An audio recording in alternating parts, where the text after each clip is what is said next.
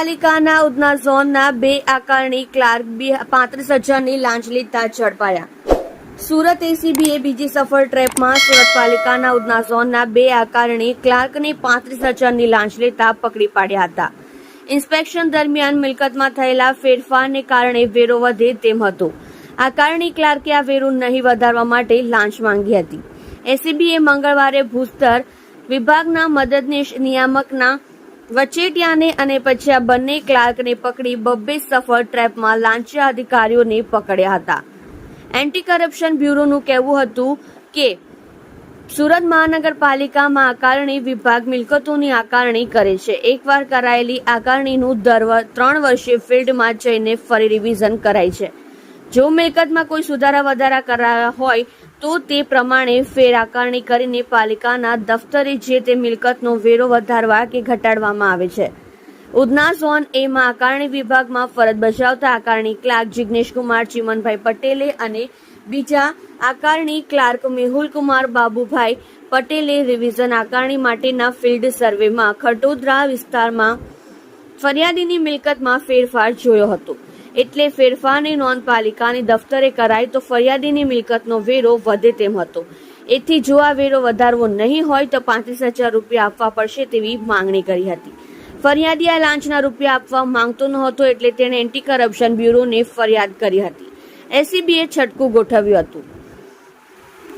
એસીબીના PI કે.જે. ધડુકે કહ્યું કે બંને ક્લાર્ક જય બજરંગ પાન એન્ડ ફૂલ સેન્ટરની સામે ખરવનગર રોકડિયા હનુમાન મંદિરની પાછળ ઉધના કેનાલ રોડ ઉપર લાંચની રકમ લેવા માટે આવ્યા હતા। ફરિયાદીએ જેવી 35,000ની લાંચ આપી કે તરત જ છુપાવેશમાં હાજર અમારા એન્ટી કરપ્શન બ્યુરોના અધિકારીઓ અને સ્ટાફે તેમને લાંચના રૂપિયા સાથે ઝડપી પાડ્યા હતા। તમે જોઈ રહ્યા છો live India Today news channel. Reporter Manojbhai સાથે, કેમેરામેન રમેશભાઈ જયસ્વાલની સાથે। અત્રે ફરિયાદ મળેલી કે ઉધના જાન સુરત મહાનગરપાલિકા વહીવટી ક્લાર્ક તરીકે ફરજ બજાવતા જિગ્નેશ પટેલ તેમજ મેહુલ પટેલ જે બંને ક્લાર્ક તરીકે ફરજ બજાવે છે, વર્ગ 3ના અધિકારી છે બંને। એમાં જિગ્નેશનો પગાર 35,000 છે તથા મેહુલનો પગાર 36,000 રૂપિયા છે।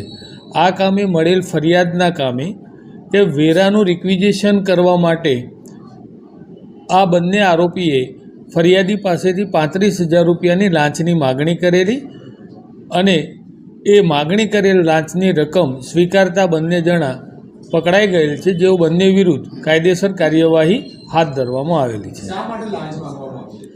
વેરો રિક્વિઝિશન કરવા માટે ફરિયાદીએ પોતાનું મકાન રેન્ટ ઉપર નહીં બતાવવાનું, જે કારણે એમનો જે વેરો છે એનું બિલ ઓછું આવે એ માટે થઈ અને વેરા રિક્વિઝિશન માટે અમને લાંચની માગણી કરેલી।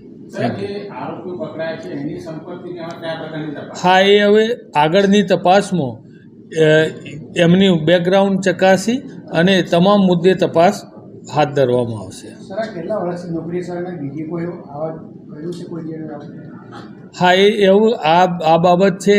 અમે જે બી તપાસમાં જે વિગતો સામે આવશે એ વિગતો ફરીથી તમારી સમક્ષ અમે રજૂ કરશું।